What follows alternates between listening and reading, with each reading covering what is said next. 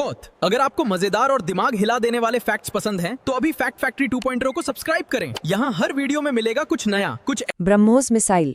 इसका नाम सुनते ही जहन में रफ्तार और ताकत की तस्वीर बनती है, लेकिन लॉन्च कमांड मिलने से लेकर अपने टारगेट को हिट करने तक इस मिसाइल का सफर असल में होता कैसा है, आज हम इसी सुपरसोनिक यात्रा को स्टेप बाय स्टेप समझने वाले हैं।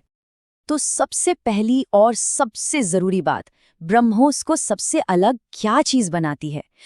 इसका जवाब एक लाइन में है। ये दुनिया की सबसे तेज, मैं फिर से कह रही हूं, सबसे तेज सुपरसोनिक क्रूज मिसाइल है। इसकी स्पीड ही इसका सबसे बड़ा हथियार है, इसकी असली पहचान है। तो ठीक है, अगर हमें इसके मिशन को समझना है तो सबसे पहले हमें मिसाइल को ही समझना पड़ेगा, है ना? कि भाई इसके अंदर ऐसा क्या लगा है, वो कौन सी पुर्जे हैं जो इसे इतनी जबरदस्त रफ्तार और ताकत देते हैं। देखिए, मोटे तौर पर इसे हम 4 मेन हिस्सों में देख सकते हैं। सबसे आगे जो नुकीला हिस्सा है वो है इसका नोज कोन। इसी के अंदर इसका असली हथियार यानी वॉरहेड छिपा होता है। फिर आता है इसका दिमाग, मतलब इसका ऑनबोर्ड कंप्यूटर सिस्टम। शुरुआती धक्का देने के लिए है सॉलिड प्रोपेलेंट बूस्टर, और फिर असली कमाल करता है इसका लिक्विड रैमजेट इंजन, जो इसे सुपरसोनिक स्पीड पर लंबी दूरी तक ले जाता है। अच्छा, तो ये वॉरहेड, ये शब्द हमने सुना, ये है क्या चीज? देखिए, बहुत सीधे शब्दों में कहें तो ये मिसाइल का वो हिस्सा है जिसमें विस्फोटक भरा होता है। यही वो पेलोड है जो टारगेट पर जाकर तबाही मचाता है। और जैसा मैंने बताया, ये नोज कोन के अंदर एकदम सुरक्षित रहता है। और इसकी ताकत का अंदाजा आप इसी बात से लगा सकते हैं कि ब्रह्मोस अपने साथ 300 किलो का पारंपरिक वॉरहेड ले जा सकती है। 300 किलो, ये किसी भी बड़े टारगेट को नेस्त नाबूद करने के लिए काफी है। और सिर्फ पारंपरिक ही नहीं, ये न्यूक्लियर वॉरहेड ले जाने में भी सक्षम है। ठीक है, तो अब हम मिसाइल के जरूरी हिस्सों को समझ गए हैं।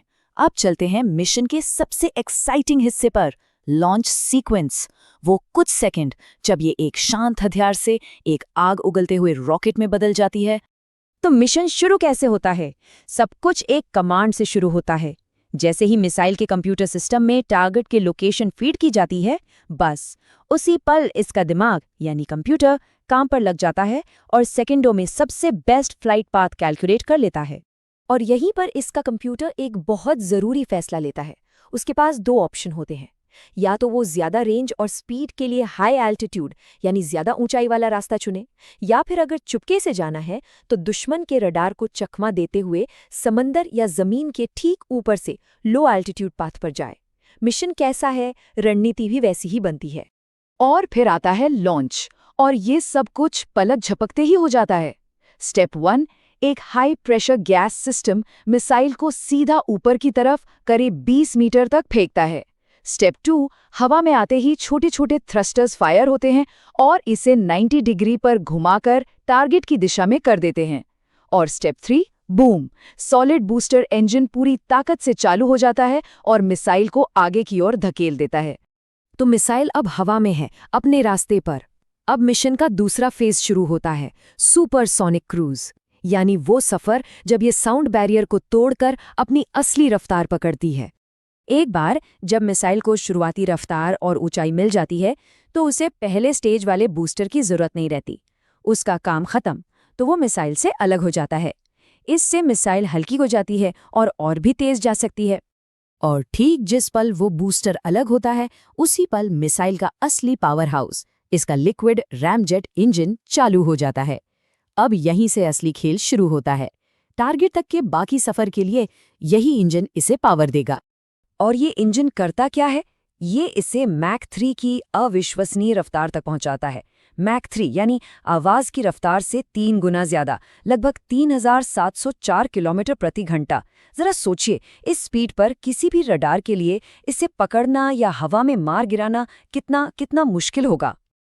तो मिसाइल तूफानी रफ्तार से अपने टारगेट की ओर बढ़ रही है। अब हम पहुंचते हैं मिशन के आखिरी और सबसे क्रिटिकल फेज में, द टर्मिनल फेज यानी अंतिम हमला। जैसे ही मिसाइल अपने टारगेट से महज 50 किलोमीटर दूर होती है, ये अपने टर्मिनल मोड में चली जाती है। अब इसका कंट्रोल पूरी तरह से इसके अपने हाथ में है। इसे बाहर से किसी कमांड की जरूरत नहीं। अब ये पूरी तरह से ऑटोनॉमस है।